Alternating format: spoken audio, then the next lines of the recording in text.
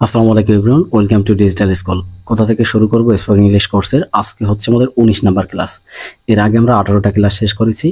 প্রত্যেকটা ক্লাসে আমরা ধারাবাহিকভাবে ইংলিশ ল্যাঙ্গুয়েজটা কিভাবে ডেভেলপ করা যায় এবং কিভাবে হাজার হাজার সেন্টেন্স মেক করা যায়, কিভাবে কথা বলবো, কিভাবে প্র্যাকটিস করব, এইগুলো আমরা ডিটেলসে শিখেছি। আজকের ক্লাসে আমরা শিখব ভবিষ্যতে আমরা কোনো কিছু হব কিনা এই ধরনের কোশ্চেন কিভাবে তৈরি করতে হয় সেটা আমরা শিখব। এখানে বেসিক্যালি আমরা দুইটা স্ট্রাকচার শিখব। একটা স্ট্রাকচারের মাধ্যমে আমরা ইন্টারোগেটিভ কোশ্চেন কিভাবে তৈরি করতে হয় সেটা শিখব। আরেকটা স্ট্রাকচারের মাধ্যমে আমরা নেগেটিভ ইন্টারোগেটিভ কোশ্চেন কিভাবে তৈরি করতে হয় সেটা আমরা শিখব।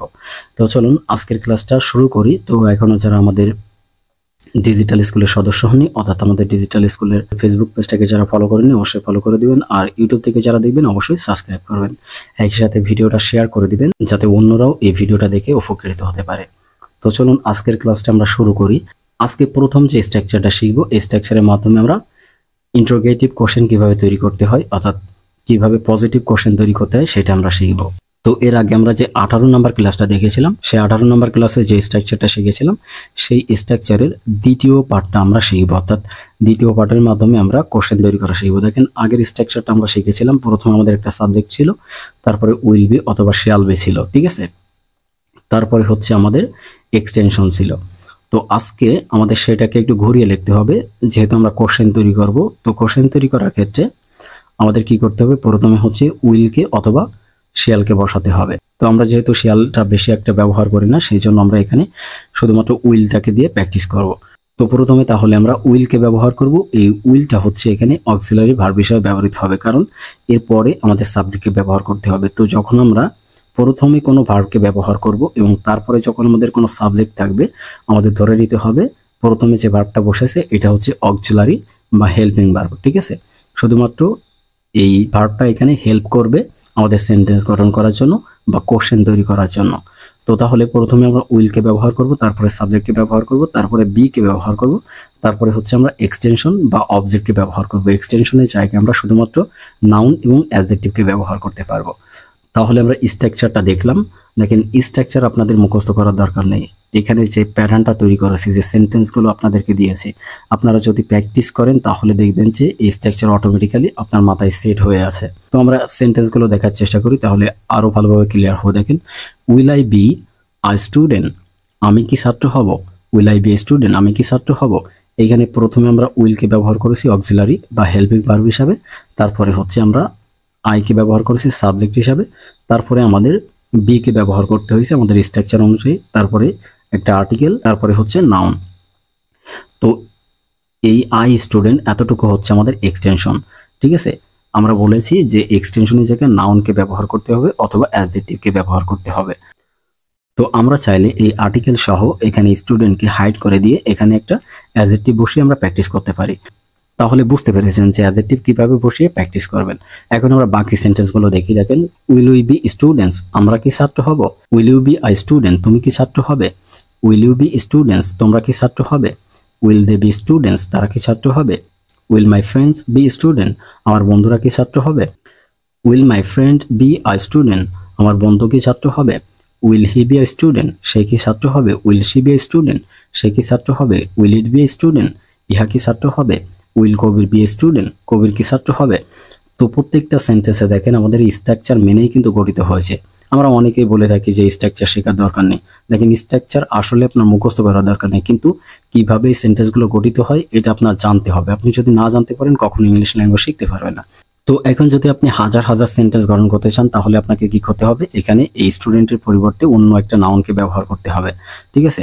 যেমন আমি বলতে পারি যে টিচার, তারপরে প্লেয়ার, মিনিস্টার, প্রাইম মিনিস্টার, এই প্রত্যেকটা কিন্তু নাউন। তো এইগুলোকে এখানে বসিয়ে আমরা প্র্যাকটিস করতে পারি। যেমন আমি ধরুন বললাম যে আমি কি খেলোয়াড় হব, তাহলে আমাকে বলতে হবে will I be a player, আমি কি খেলোয়াড় হব, ঠিক আছে। এইভাবে করে প্রত্যেকটা সেন্টেন্সে যেখানে যেখানে স্টুডেন্ট দেখতেছেন এগুলোকে মনে মনে হাইড করে দিয়ে এখানে অন্য একটা নাউন নিয়ে আপনারা প্র্যাকটিস করবেন, তাহলে দেখবেন যে হাজার হাজার সেন্টেন্স এখান থেকে গঠন করতে পারবেন।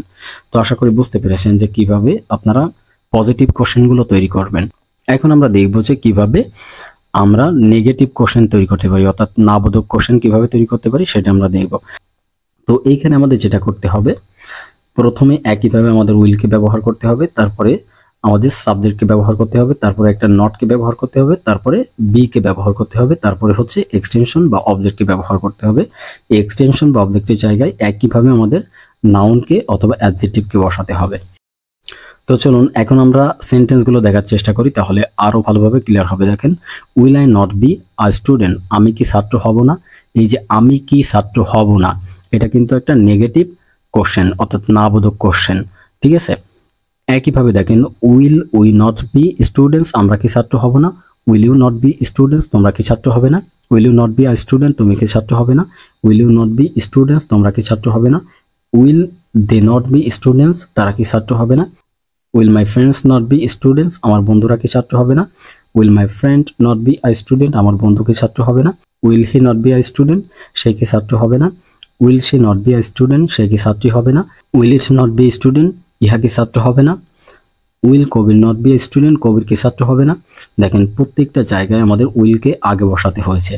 এখন এই উইলের পরিবর্তে আমরা কিন্তু এখানে শেয়াল বসাতে পারতাম, শেয়াল বসালেও কোনো সমস্যা নেই, একই অর্থ থাকবে, সব কিছু একই। আমরা চাইলে শেয়ালও বসাতে পারি, উইলও বসাতে পারি, ঠিক আছে, আপনাদের যেটা মন খুশি সেটা বসাতে পারেন। তো এইখানে দেখেন এই উইলটা কিন্তু আমাদের হেল্পিং বা অক্সিলারি ভার্ব হিসেবে বসেছে, এর এখানে কোনো অ্যাকুরেট অর্থ নেই, ঠিক আছে, শুধুমাত্র এই সেন্টেন্সের কোশ্চেন তৈরি করার ক্ষেত্রে আমাদের এটা হেল্প করেছে এবং ভবিষ্যৎকে নির্দেশ করতে এটা হেল্প করেছে, যেগুলো আমরা প্রথম ক্লাসগুলোতে শিখেছিলাম। এই জন্য আমি বারবার বলতেছি আপনারা প্রথম ক্লাসগুলো দেখে আসবেন, কারণ একেবারে প্রথম ক্লাসে আমি বলেছিলাম যে ইংলিশ ল্যাঙ্গুয়েজটা আসলে এই ক্লাসটার উপরে দাঁড়িয়ে আছে। ওই ক্লাসটা যদি আপনারা দেখেন তাহলে এখানে যে গ্রামাটিক্যাল নিয়মগুলো আছে এগুলো আপনাদের আর কিন্তু শেখা লাগতেছে না, ওইখান থেকে আপনারা বুঝে যাবেন। যেমন এখানে স্টুডেন্টের সাথে এর যোগ হয়েছে, কেন যোগ হয়েছে, এইখানে স্টুডেন্টের আগে আর্টিকেল বসেছে, কেন বসেছে, এই কোশ্চেনগুলো আপনাদের থাকতে পারে।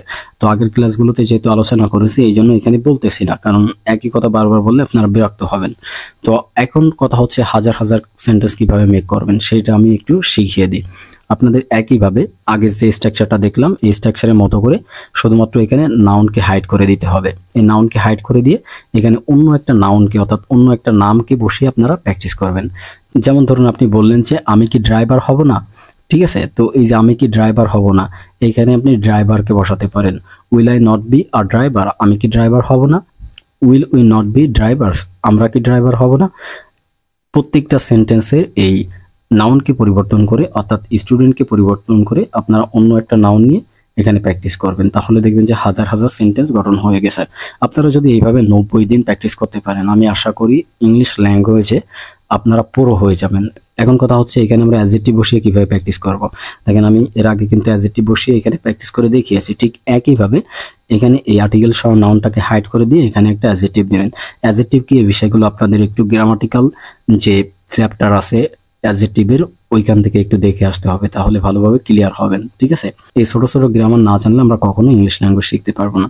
তো অ্যাডজেক্টিভ মানে হচ্ছে কোনো কিছু দোষগুণ বলা, ঠিক আছে, যেমন আমি অলস, ঠিক আছে, সে চালাক, এই যে চালাক অলস এইগুলো হচ্ছে অ্যাডজেক্টিভ যার দ্বারা কোনো দোষগুণ বোঝায়।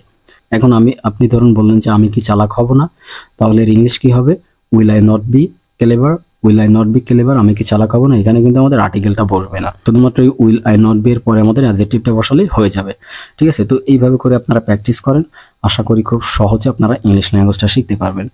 সো আজকের ভিডিওটা এতটুকুই। ক্লাসটি যদি ভালো লেগে থাকে অবশ্যই লাইক, কমেন্ট এবং শেয়ার করবেন। আমাদের ফেসবুক পেজ থেকে দেখলে ফলো করে দিবেন, ইউটিউব চ্যানেল থেকে দেখলে অবশ্যই সাবস্ক্রাইব করবেন।